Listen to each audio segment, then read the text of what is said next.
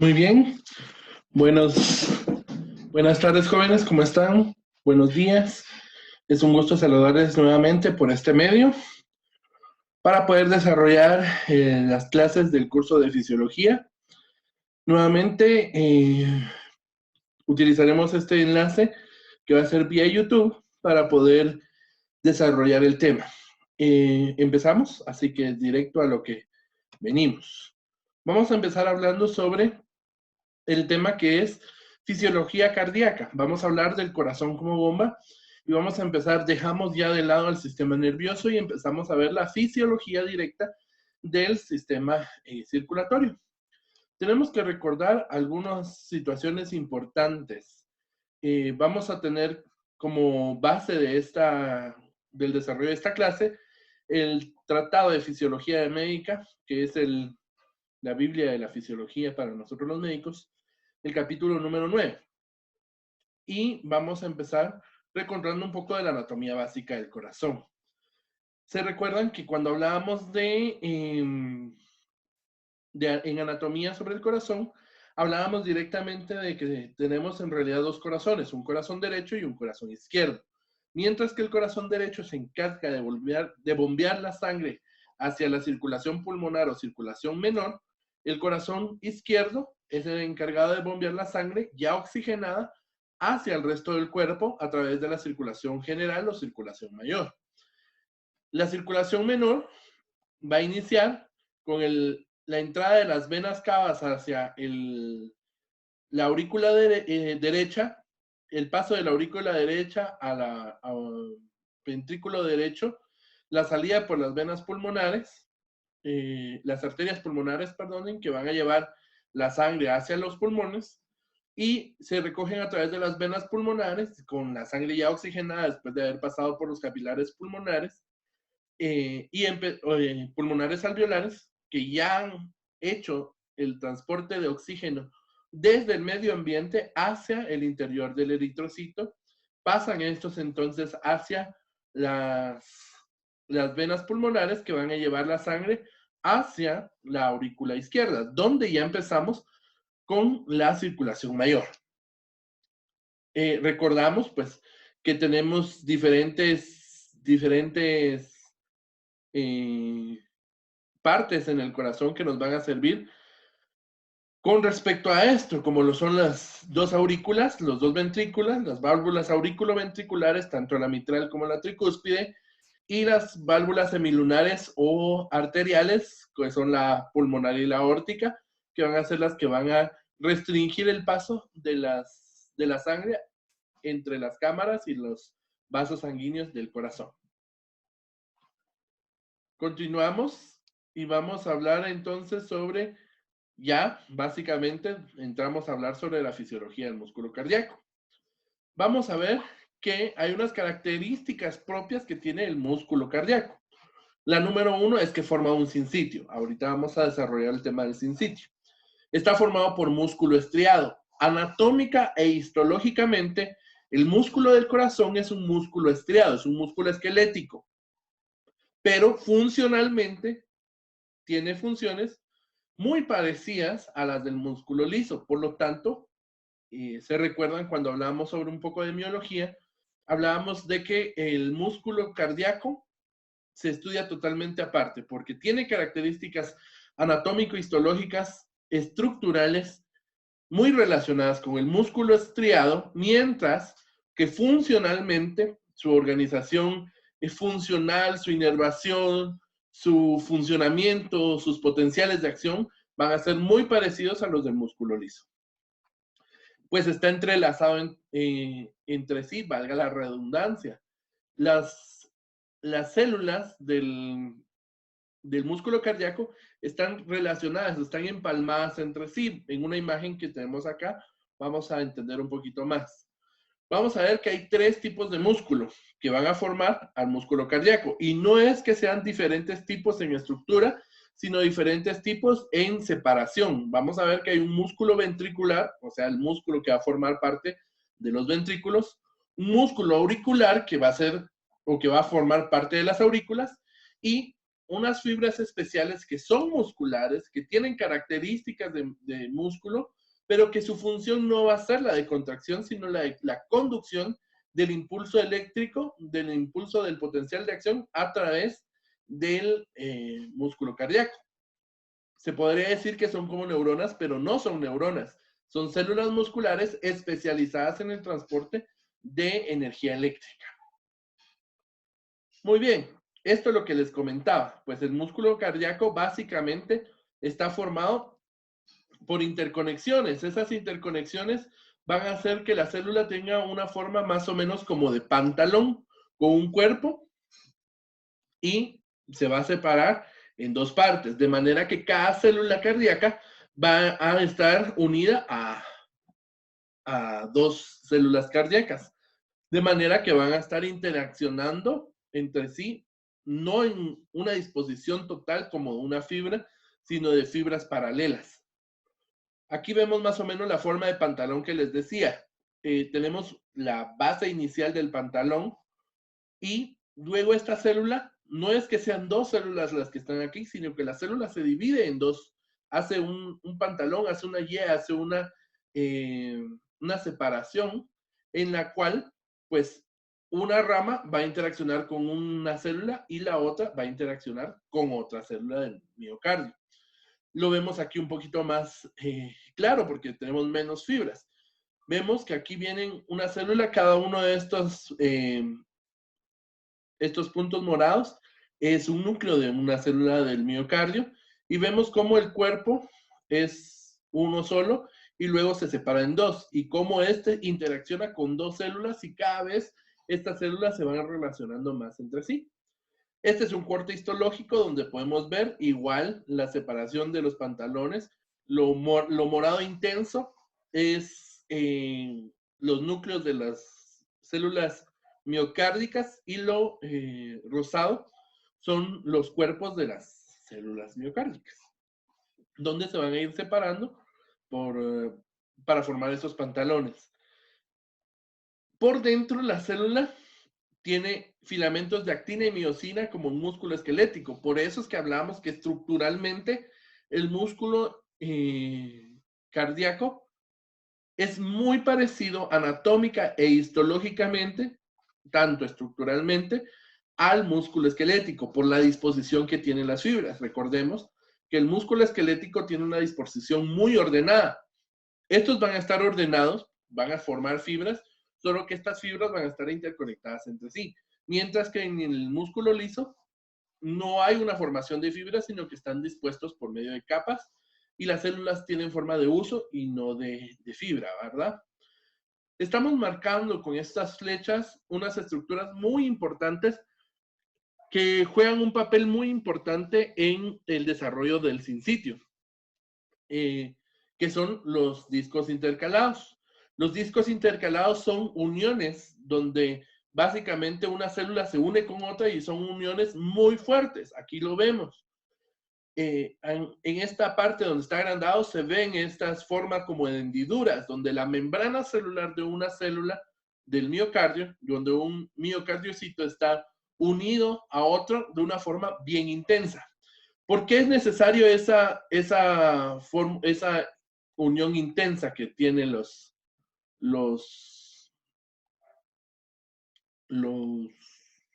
las membranas?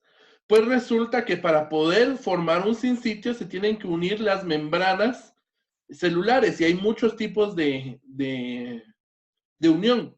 Vamos a ver las zonas de oclusión, zonas adherentes, los desmosomas, los semidesmosomas y las uniones comunicantes. Si se dan cuenta, en la imagen que tienen a su lado derecho, van a ver lo azul y lo rojo son la membrana celular. El azul la membrana, la capa externa y la roja la capa interna. Y cómo se forman unos puentes a través de las membranas. Son proteínas de canal, pero si se dan cuenta, estas proteínas están en las dos membranas, de la célula 1 y de la célula 2, de manera que están conectadas, que son como puentes, que son como puertas directas que permiten el paso de las sustancias de una célula hacia la otra. ¿Por qué es importante? Porque estas uniones intercelulares, que así se les llama, hacen que las células trabajen como una unidad, como una sola célula.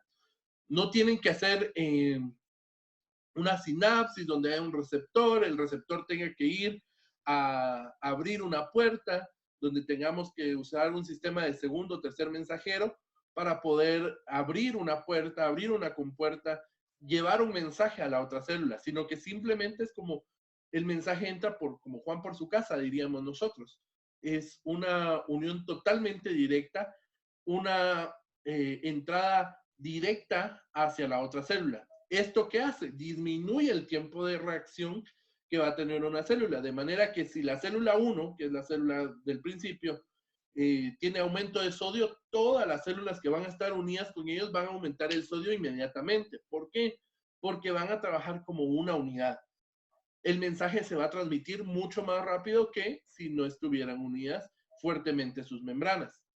De esta manera, pues básicamente se disminuye el tiempo de reacción de una célula. Eso es un sinsitio. Cuando las células logran trabajar como una unidad. En el corazón hay dos sinsitios muy importantes. El sinsitio auricular, porque todas las aurículas, la aurícula derecha y la aurícula izquierda, todo el músculo está unido entre sí para actuar como una unidad. De manera que al momento que se contraen las aurículas, se contraen las dos aurículas al mismo tiempo. Y el otro sinsitio, pues obviamente es el sinsitio ventricular, donde todas las células miocárdicas del ventrículo están interconectadas entre sí y van a hacer una conexión.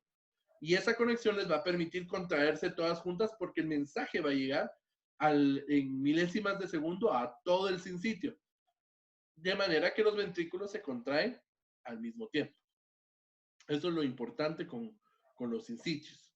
Sistemas de conducción del corazón. Por eso es muy importante. Vamos a ver que los sistemas de conducción del corazón que ustedes ven ejemplificado aquí con el dibujo, con el GIF, donde se genera un impulso eléctrico y ese impulso eléctrico se transmite a través de un sistema de células especializadas en conducción. Aquí es donde entra el tercer músculo importante, que son esas fibras especializadas de conducción. ¿Cuáles son estas fibras? Vamos a ver que para ver el sistema de conducción del corazón, tenemos que ver sus partes.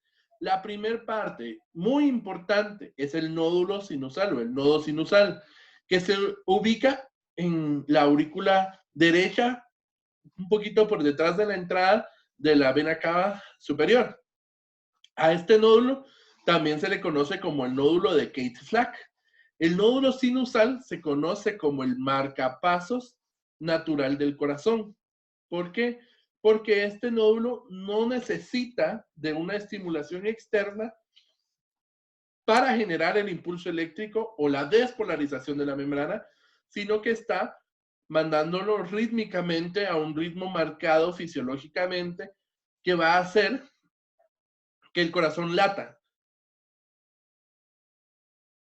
¿Qué pasaría si no estuviera el nódulo sinusal? Cada vez que hay una conducción eléctrica, el corazón debería de recibir una señal directa desde el cerebro que le diga late, late, late. Sin embargo, el nódulo sinusal toma esa función, es una función autonómica. ¿Qué significa?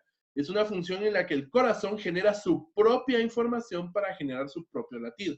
¿Dónde lo encontramos? Pues en esta imagen que nos encontramos en Sketchmel, por cierto, si los pueden seguir en Facebook o en Instagram, tienen muy buenos dibujos, muy buenas imágenes que les van a ayudar a entender bastante bien pues, anatomía y fisiología. El nódulo sinusal, pues lo vemos acá. Del nódulo sinusal nos vamos a dar cuenta que salen tres ramas. Las ramas que van a llevar la señal hacia las aurículas, porque el nódulo sinusal va a generar el impulso eléctrico que va a viajar por estos tres haces, por estas tres fibras, hacia todas las aurículas, hacia todo el músculo auricular. ¿Cuáles son esos tres haces? Pues vamos a ver que tenemos un anterior, un medio y un posterior. El anterior, también llamado la rama de Bachmann. Vamos a encontrarla. La flecha está señalándolo precisamente del color que le corresponde y que se dirige hacia la aurícula izquierda. ¿Por qué se le llama anterior si va hacia la aurícula izquierda? Recordemos que dentro de la cavidad torácica el corazón está levemente rotado.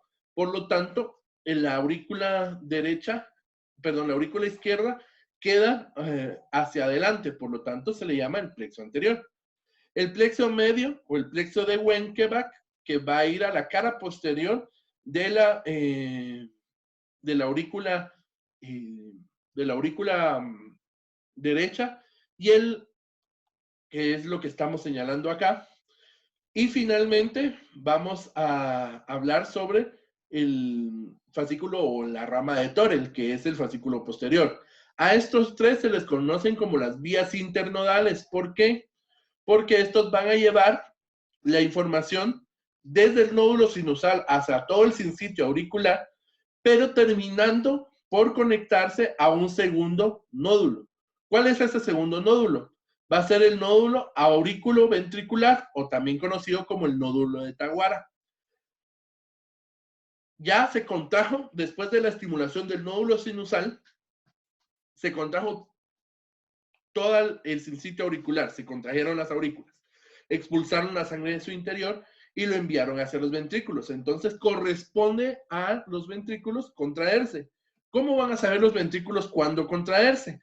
Pues por la estimulación del nódulo de Taguara o del nódulo auriculoventricular.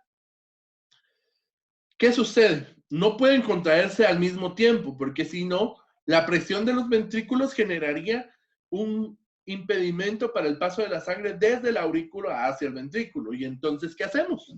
¿Qué hacemos nosotros en ese momento?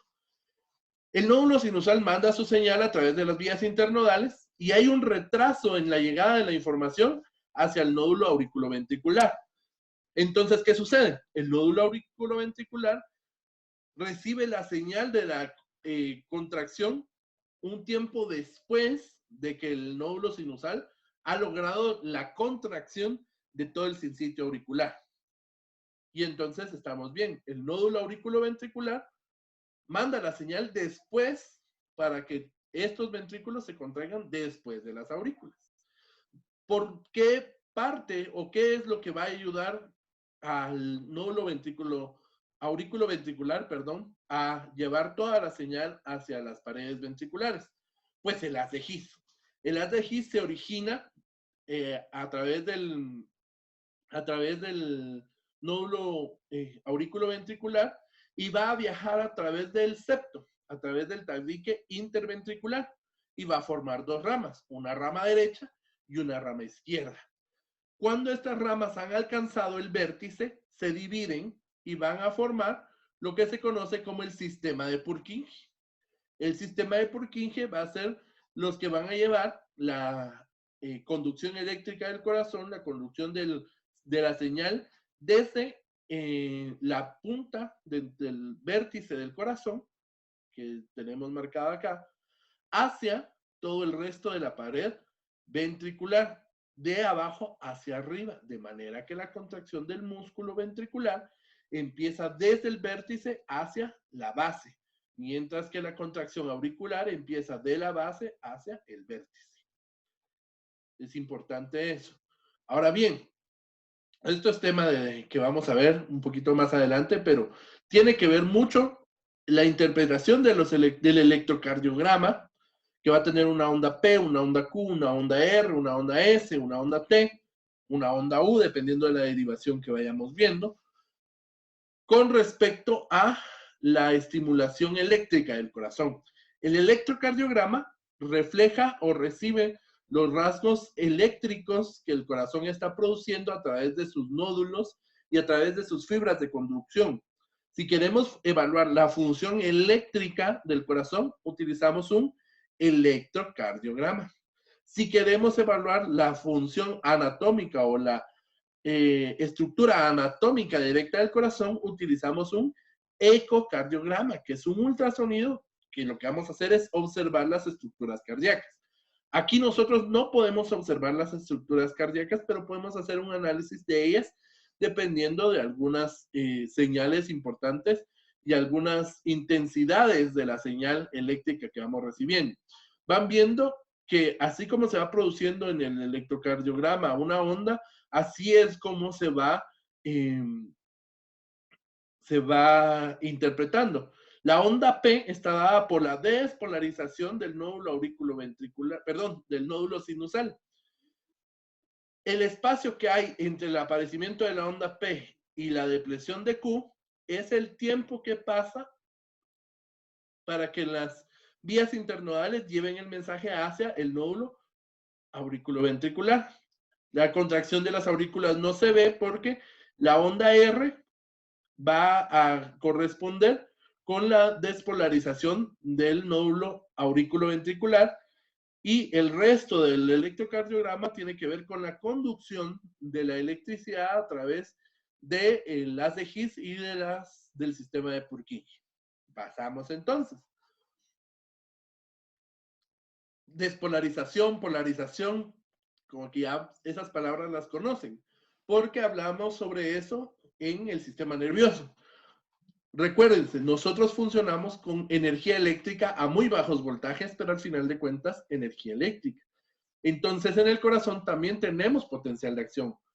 El sistema de conducción del corazón transporta electricidad.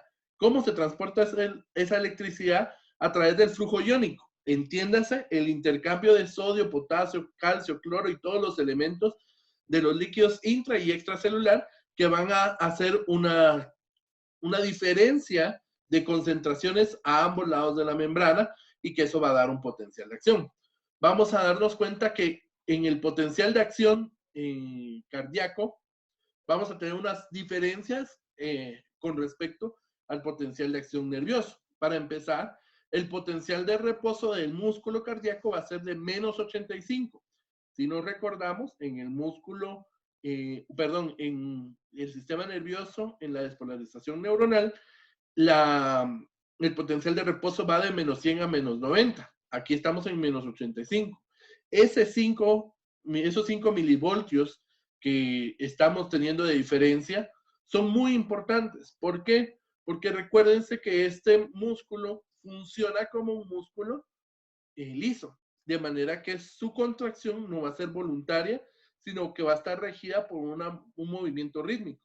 De manera que el potencial de reposo no va a llegar a niveles tan basales, porque si no eso alargaría el tiempo de la contracción eléctrica, o de la, perdón, de la transmisión eléctrica en el corazón.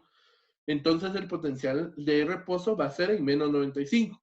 Y el potencial de acción va a estar en más 20, no en más 35 o más 40, que es lo que estamos acostumbrados a manejar en el sistema nervioso. El potencial es de más 20 milivoltios. Y la duración de la despolarización es un poquito más larga, ya que va a ser de 0.2 segundos a comparación de los 0.05 segundos del sistema nervioso. Hay unas características un tanto importantes que diferencian al músculo esquelético del músculo cardíaco. Y es que para la despolarización, en el músculo esquelético, básicamente lo único que necesitamos son canales rápidos de sodio que se van a abrir y que van a permitir la entrada de sodio hacia el líquido intracelular, y eso va a provocar la despolarización.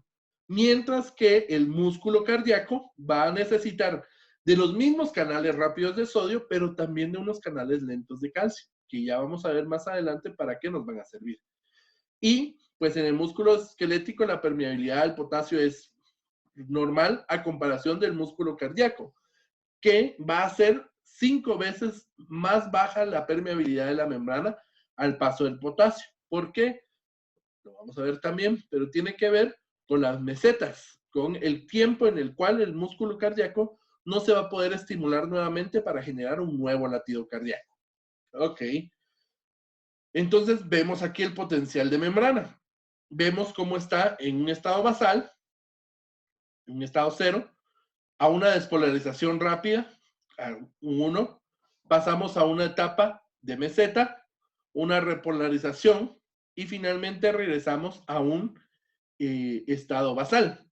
Si nos damos cuenta, este potencial de membrana es mucho más largo a comparación del potencial de membrana de una neurona. Aquí estamos hablando de que son más o menos de 300 a 400 milisegundos, mientras que en una fibra nerviosa hablamos de 100 a 150 milisegundos de estimulación eléctrica. Y vamos a ver que hay corrientes eléctricas. El sodio, el calcio y el potasio tienen mucho que ver con el desarrollo de estos potenciales de acción. Veamos cuál es el potencial o el papel del sodio durante la contracción del corazón o el estímulo del potencial de acción cardíaco. Para empezar, la función del sodio va a ser el iniciar el potencial de acción.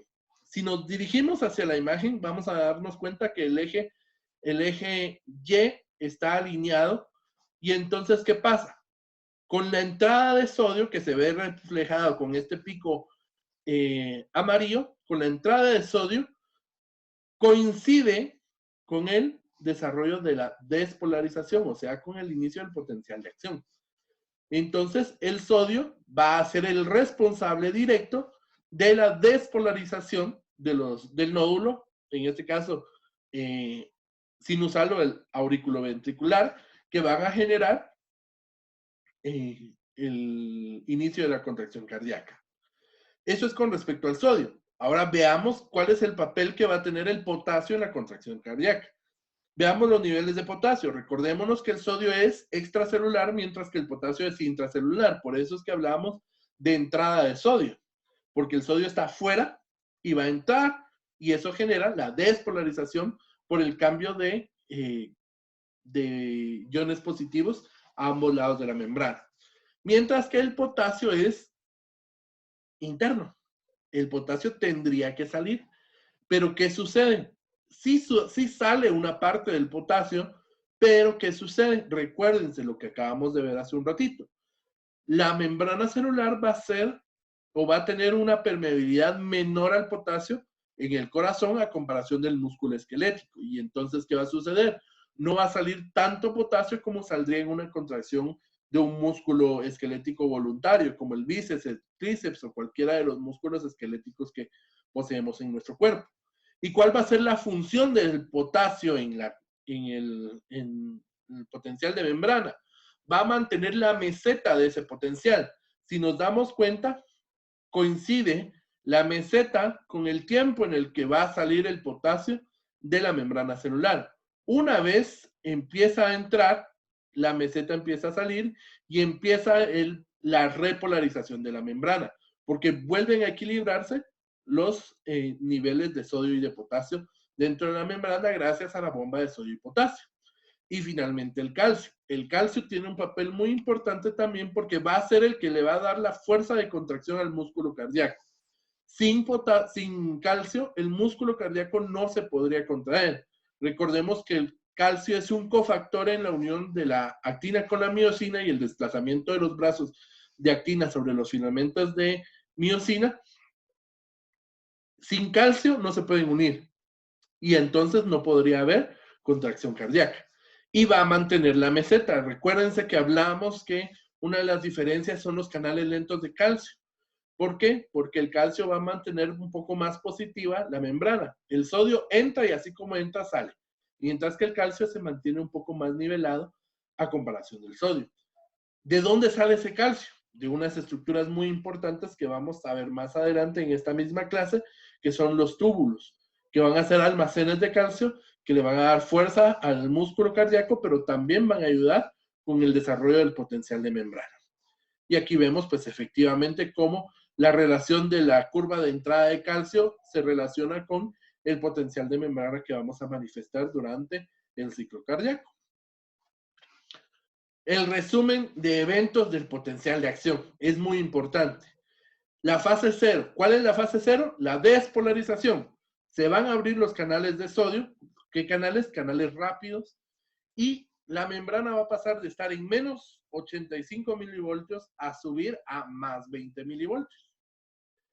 Una vez terminada la despolarización, pasamos a la fase 1, que la fase 1 la conocemos como la repolarización inicial, donde los canales de sodio, los canales rápidos se cierran, de manera que ya no entra el sodio, y los iones de potasio van a salir a través de los canales de potasio, de una manera más lenta Por eso es que hacen una meseta mucho más larga y la duración del potencial de acción es más larga a comparación de una fibra nerviosa. ¿Por qué? Porque la permeabilidad del potasio está disminuida. No porque los canales no funcionen, sino que la permeabilidad de la membrana va a estar disminuida y el potasio no va a poder salir y entrar libremente en la membrana como en la fibra nerviosa. Pasamos a la fase número 2, que va a ser la meseta, donde los canales de calcio se abren de manera que van a entrar en los iones de calcio hacia el líquido intracelular y los canales de potasio se van a cerrar para que se mantenga el nivel del potencial de acción. Recordemos que la meseta es muy importante para evitar la sobreestimulación del músculo y el agotamiento que va a tener el músculo. En la fase 3 vamos a hablar sobre la repolarización rápida, donde se cierran estos canales de calcio y los canales de potasio se abren. Y finalmente regresamos al potencial de reposo y regresamos a la normalidad. Son 5 las fases, son 5 los eventos que van a marcar el desarrollo del potencial de acción. 0, despolarización. 1, repolarización inicial. 2, la meseta. 3, la repolarización rápida. Y 4, la del potencial de reposo. Y al terminar la fase 4, está listo el músculo nuevamente para reiniciar el ciclo y volver a la fase 0. La velocidad de conducción es muy importante porque no es igual a las fibras musculares del corazón a las de las fibras eléctricas nerviosas. Vamos a ver que se transmite la velocidad en la que se transmite la señal es de 0.3 a 0.5 metros por segundo. O sea, si nosotros ponemos 300 centímetros, estamos hablando de casi la altura de 2 personas, perdón, no sé qué acabo de decir, 300 centímetros. Y esos 300 centímetros mandamos de acá, del punto A al punto B, en un segundo va a correr toda esa información. Y recordemos que el corazón es mucho más pequeño que 300 centímetros. De 300 a 500 centímetros por segundo. En las fibras auriculares y ventriculares. Pero veamos esto. En las fibras de Purkinje o en las fibras de conducción, en el tercer tipo de músculo, que son el músculo de conducción del sistema de conducción eléctrica del corazón, la velocidad puede ser hasta 4 metros por segundo. O sea, casi 5 veces la velocidad con la que se transmite la señal a través de las fibras musculares miocárdicas, auriculares y ventriculares. El periodo refractario, que va a ser el periodo de meseta. Veamos esto como cada una de estas ondas va a ser un latido cardíaco. ¿Qué pasaría si el corazón recibe una señal, genera un latido, recibe otra señal, genera otro latido, recibe otra señal, genera otro latido? Eso es lo normal. Pero hay un inicio, una parte máxima, una parte mínima, una parte de reposo y volvemos a empezar el ciclo. Eso es el periodo refractario, el tiempo en el que el corazón, las fibras musculares del corazón, no pueden recibir otra señal porque generarían otro latido cardíaco. Y recordemos que hay fases, que es lo que vamos a estudiar como el ciclo cardíaco. ¿Qué pasaría si este periodo no existiera? Nos damos cuenta acá en la segunda imagen que se genera un latido, pero a la mitad del otro latido, el corazón recibe una nueva estimulación y se genera una extrasístole temprana. ¿Qué significa eso? Una extrasístole que es el corazón está relajándose, se contrae, está apenas relajándose y se vuelve a contraer. O una extrasístole tardía que se acaba de terminar de relajar y se vuelve a contraer. ¿Cuál es el problema con esto? Que el músculo se agotaría fácilmente, rápidamente, y la eficiencia del latido va a ser muy diferente, porque para eso tenemos algo llamado ciclo cardíaco, que vamos a ver en un momentito. Los túbulos transversos. son los que les comentaba yo que tienen una función muy importante con respecto a el metabolismo del calcio en el corazón. Vemos que tenemos el retículo sarcoplásmico o los túbulos transversos, y aquí va a estar el calcio. Va a llegar, pues, del líquido celular, va a entrar el calcio hacia la membrana celular, va a generar una contracción por la unión del calcio hacia la actina y la miosina y se produce la contracción. Finalmente, se ha hecho la contracción, se separa el calcio, al separarse se relaja el músculo y el calcio sale hacia la membrana celular o al retículo santoplásmico, a los túbulos T, que van a ser los encargados de almacenar calcio dentro de la célula. Como están aislados en una membrana interna, estos no van a generar un potencial de membrana acá, porque están aislados dentro del retículo sarcoplásmico, dentro de los túbulos transversos. De manera que ese calcio no cuenta en el conteo de la generación del potencial de membrana. El ciclo cardíaco, lo que les venía diciendo ahorita. Vamos a hablar de dos fases en el ciclo cardíaco. La sístole, que a la sístole le vamos a llamar contracción miocárdica, es la contracción miocárdica, pero como nos gusta a los médicos complicarnos, pues le pusimos un nombre que va a ser sístole. Cuando el corazón se contrae, sístole. Cuando el músculo del corazón se relaja, a la relajación miocárdica le vamos a llamar diástole. Perfecto. Esto es el ciclo cardíaco. Si ustedes lo ven aquí, dirán, rayos, ¿qué está pasando? ¿Por qué se miran todas estas líneas, estas curvas? ¿Por qué hablan sobre volúmenes, sobre presiones, sobre fonocardiograma, electrocardiograma, volúmenes? Pues se los voy a explicar de una manera más simple en la siguiente imagen, pero quería que lo vieran acá. La relación que tiene el ciclo cardíaco con las ondas del electrocardiograma que van a generar un impulso eléctrico, pero también con el fonocardiograma, que es un registro de la salida de la sangre a través de las válvulas que va a generar un sonido. Pues aquí se ve un poquito complicado, pero ¿qué tal si lo pasamos de esta forma? Ya una forma un poquito más ordenada. El ciclo cardíaco inicia con el cierre de la válvula auriculoventricular. ¿Por qué? Porque la válvula auriculoventricular es la que permite el paso de la sangre desde la aurícula hacia el ventrículo. Se tiene que cerrar para que el ventrículo se pueda contraer. Aquí estamos hablando del ciclo cardíaco del ventrículo. Una vez se ha cerrado esa válvula, el ventrículo se empieza a contraer, genera fuerza y pasa a una contracción o una fase que se llama contracción isovolímica, en la que el músculo está tenso, está generando fuerza, pero no ha generado la fuerza suficiente para abrir la válvula arterial que va a sacar la sangre desde el ventrículo. Y entonces el corazón se está contrayendo, pero el volumen que tiene dentro es el mismo. Iso significa igual, por lo tanto, es la contracción con un volumen igual al del inicio. Una vez se logra abrir la válvula arterial, se genera la presión necesaria para desarrollar el paso o la apertura de la válvula arterial, pues ya se abre la válvula arterial. ¿Y qué sucede? Una vez abriéndose la válvula arterial, empieza el periodo de inyección, en el cual la sangre sale desde el ventrículo hacia, pues en este caso, la arteria. La eyección hace un vaciamiento un vaciamiento del ventrículo y entonces empieza la relajación isovolúmica. ¿Por qué? Isovolúmica. ¿Por qué?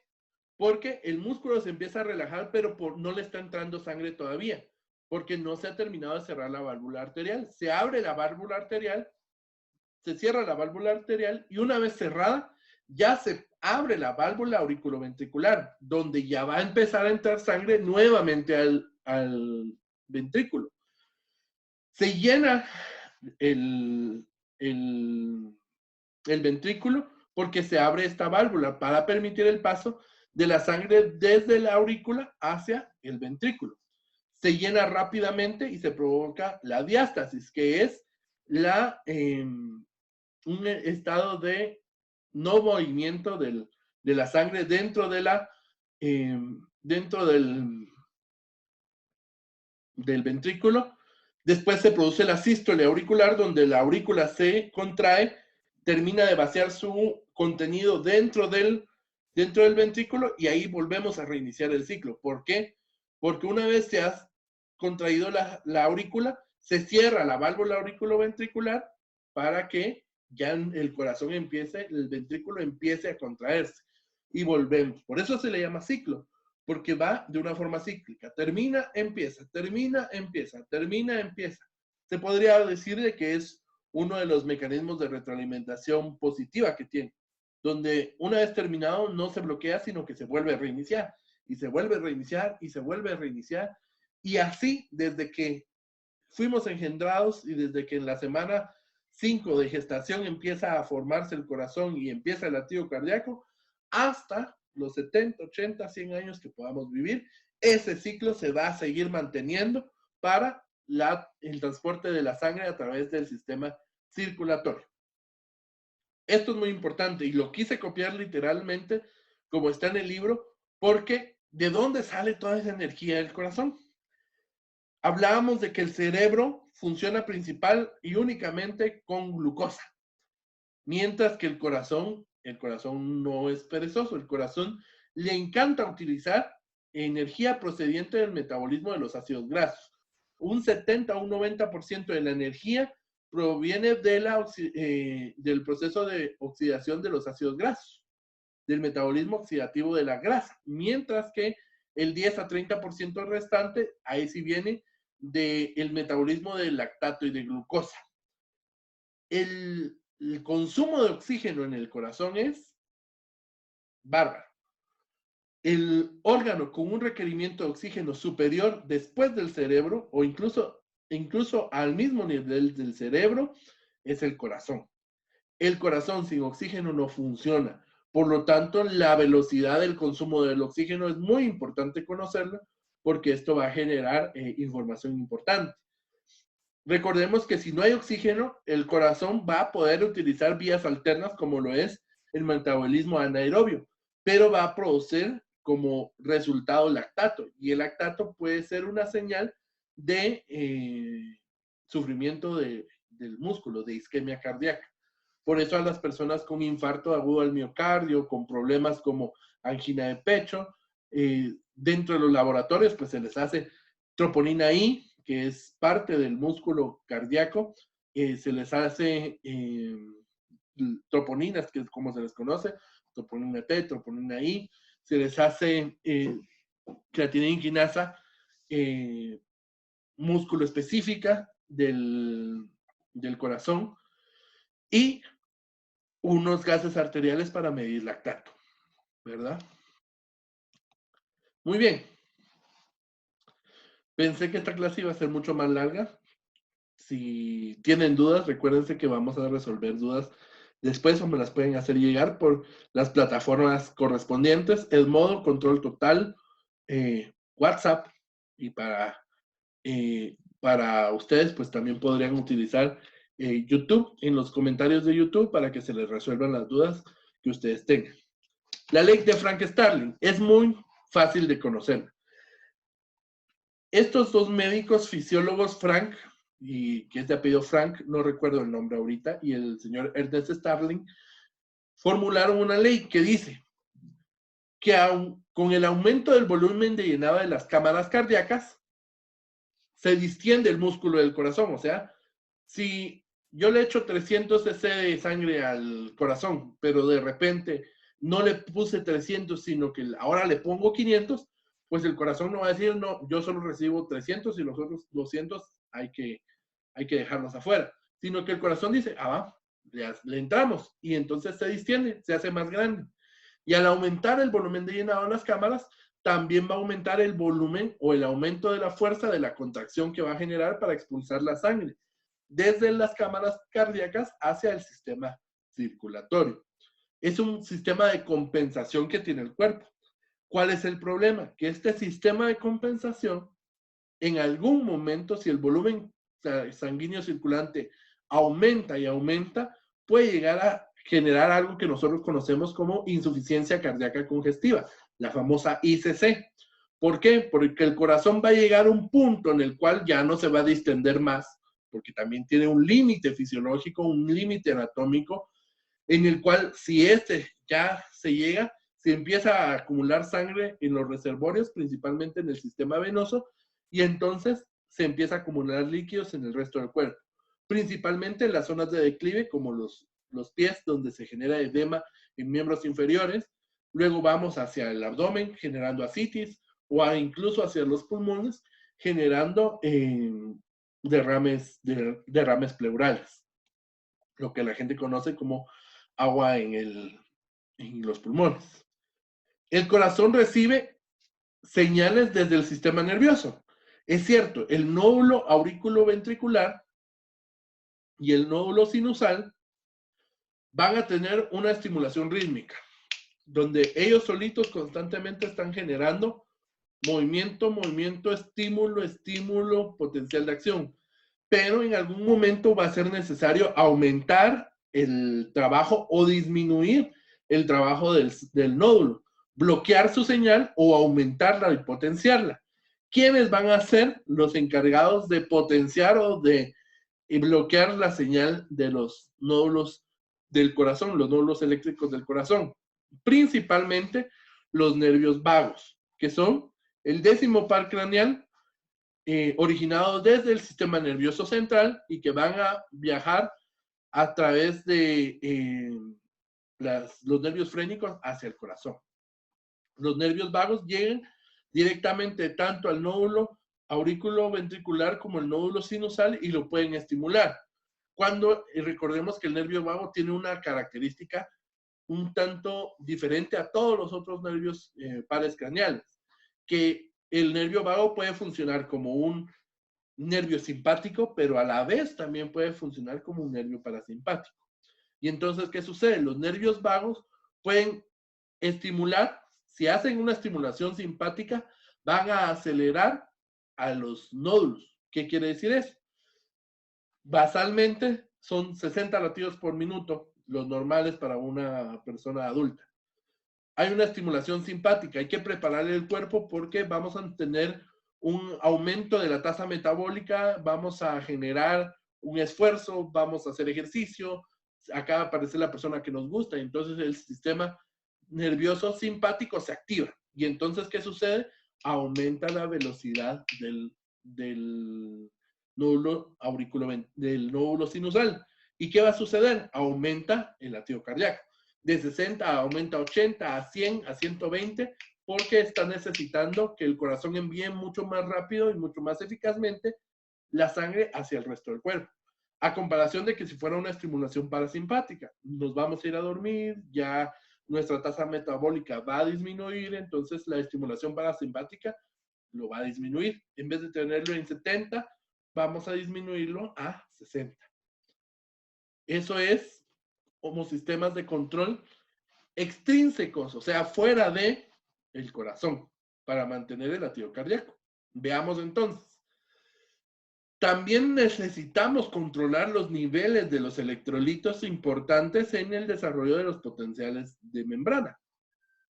¿Qué pasa con el potasio? Si el potasio aumenta, recordemos que el potasio tiene una importante relación con el tono del músculo para mantener un tono basal. Si el potasio está aumentado por dentro de la célula, va a aumentar el potencial de reposo y al aumentar el potencial de reposo disminuye el tono del músculo.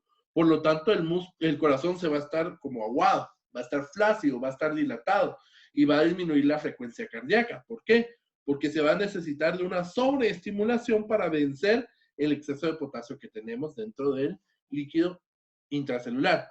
Mientras que si el potasio está disminuido, vamos a encontrar extrasístoles. ¿Por qué? Porque la meseta, recordemos que el potasio tiene un papel muy importante en el mantenimiento de la meseta del potencial de acción. Entonces, si no tenemos suficiente potasio, la meseta va a ser más corta, va a decaer rápidamente. ¿Y qué va a suceder? Rápidamente el corazón puede llegar a otra señal y va a ser extrasístoles, tanto tempranas como tardías, y una sobreexcitabilidad cardíaca. En caso del calcio, aquí vamos a lo contrario con el potasio. Si el calcio está aumentado, va a haber una contracción espástica. ¿Qué significa eso? Va a haber una restricción de la contracción del músculo. Si recordamos, cuando vimos la imagen de los túbulos T o de los túbulos transversos, si el calcio tiene una importante relación con la contracción miocárdica. ¿Por qué?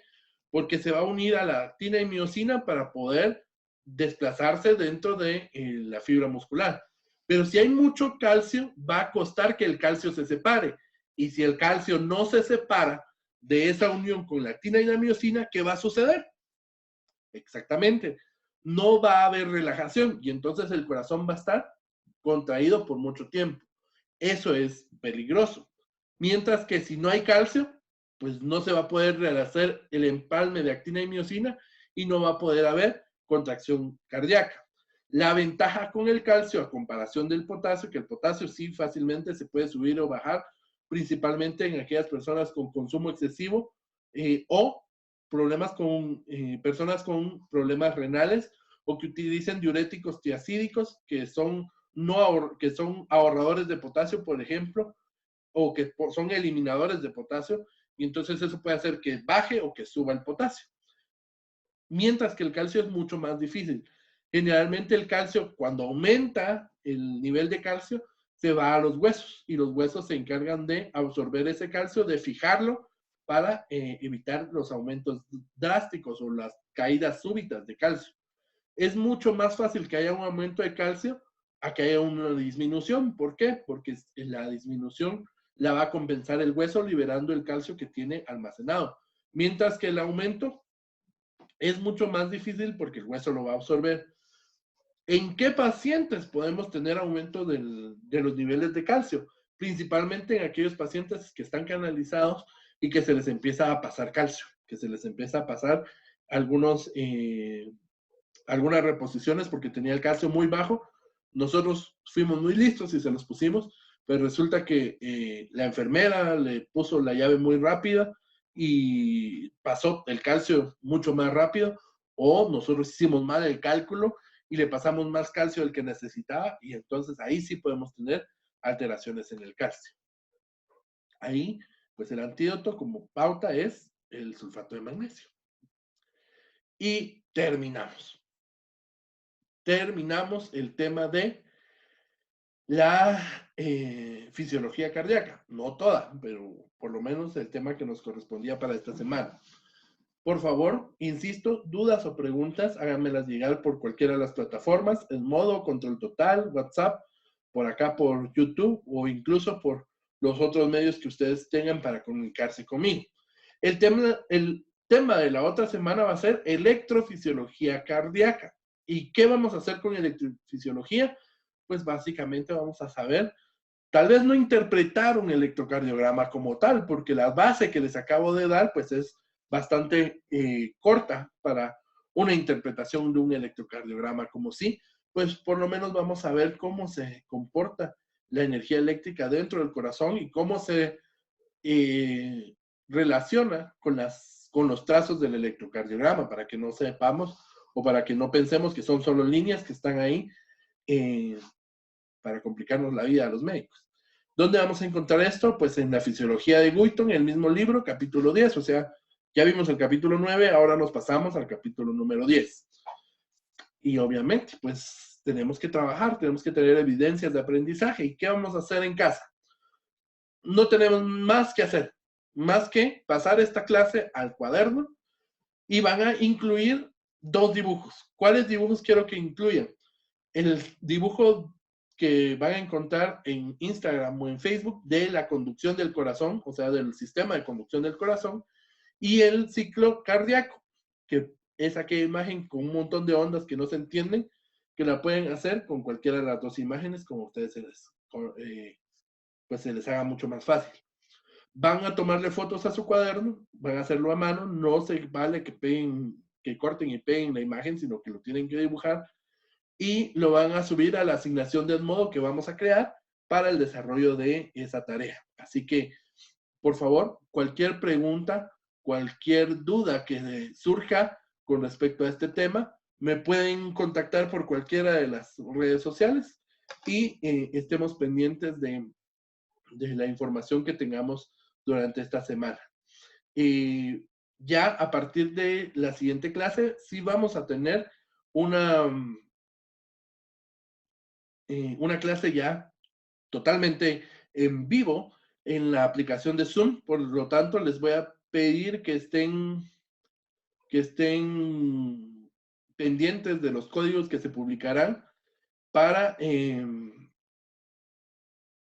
para que puedan unirse a la sesión de Edmodo. Así que, nuevamente, si tienen preguntas, espero que las hayan apuntado y si no, vuelvan a ver este video, vuelvan a retroalimentarse. También las clases de en vivo, nosotros las vamos a grabar para poderlas subir a la plataforma y que ustedes pues también puedan escuchar la clase las veces que ustedes quieran. Me despido de ustedes, después yo sé que tienen que hacer más. Mis clases no están siendo muy largas, pero sí estamos abarcando los temas correspondientes. Así que vayan corriendito a su siguiente clase y veamos qué podemos seguir aprendiendo. Por favor, no dejen de aprender. El mundo es redondo y lo que puede parecer el final también puede ser un gran comienzo. Un saludo y nos vemos en la siguiente clase. Saludos a todos.